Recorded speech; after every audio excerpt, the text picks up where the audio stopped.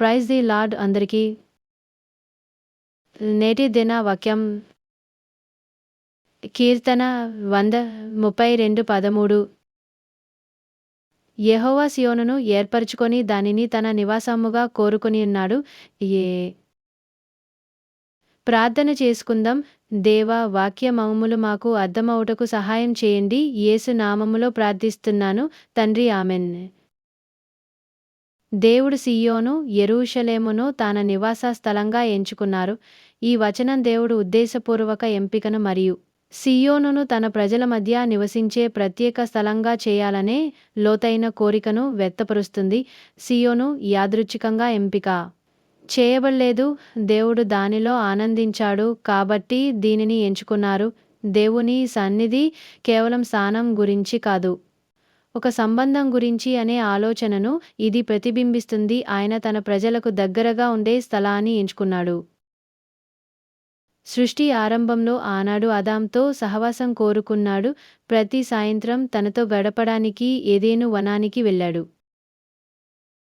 కోరుకోవడం అనే పదం దేవుని యొక్క ఇష్టాన్ని చూపెడుతుంది. దేవుడు తన ప్రజల మధ్య నివసించాలని కోరుకుంటున్నాడని గుర్తు చేస్తుంది. దేవుడు సీయోనును తన నివాస స్థలంగా ఎంచుకున్నట్లే మన హృదయాలలో తన నివాసం ఏర్పరచుకోవాలని కోరుకుంటున్నాడు. దేవుని సన్నిధి భౌతిక ప్రదేశానికి మాత్రమే పరిమితం కాదు, కానీ ఇప్పుడు ఆయన ప్రజలు ఆయన నామంలో ఎక్కడ సమావేశమైనా కనిపిస్తుంది. ఈ వచనం విశ్వాసులు దేవుడు మనతో ఉన్నాడని గుర్తించమని ప్రోత్సహిస్తుంది.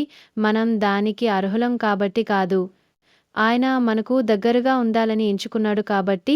మన జీవితాల్లో దేవుని సాన్నిధ్యాన్ని గౌరవించాలని మరియు ఆరాధన, ప్రార్థన మరియు విధేయత ద్వారా ఆయనకు దగ్గరగా ఉండటానికి ప్రాధాన్యత ఇవ్వాలని ఇది మనకు గుర్తు చేస్తుంది.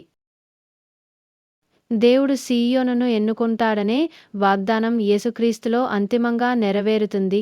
యేసు మన మధ్య నివసించడానికి వచ్చిన వ్యక్తిగా వర్ణించబడ్డాడు. ఈ యోహాను 1:14. ఆయన శరీరధారి అయిన దేవుని సాన్నిధ్యం మనల్ని దేవునికి దగ్గరగా తీసుకురావడానికి మానవాళి మధ్య తన నివాసాన్ని ఏర్పరచుకుంటాడు. ఈ వచనం దేవునికి తన ప్రజలతో ఉండాలనే కోరికను చూపించడం ద్వారా వారి పట్ల ఉన్న ప్రేమను ప్రతిబింబిస్తుంది. దేవుడు సీయోనును ఎన్నుకున్నాడు, అది స్వాభావికంగా ప్రత్యేకమైనది కాబట్టి కాదు, కానీ ఆయన తన ప్రజలను ప్రేమించి వారి మధ్య నివసించాలనుకున్నాడు కాబట్టి.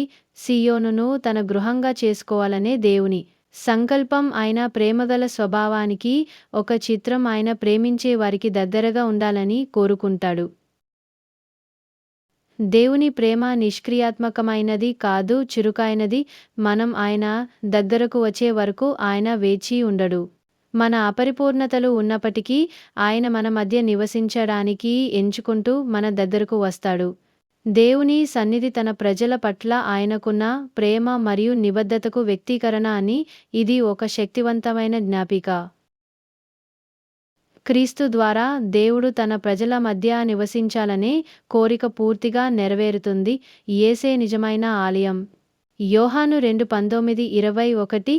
మరియు ఆయన మరణం మరియు పునరుత్థానం ద్వారా దేవుని ఆత్మ విశ్వాసుల హృదయాలలో నివసించడానికి ఆయన మార్గం తెరిచాడు.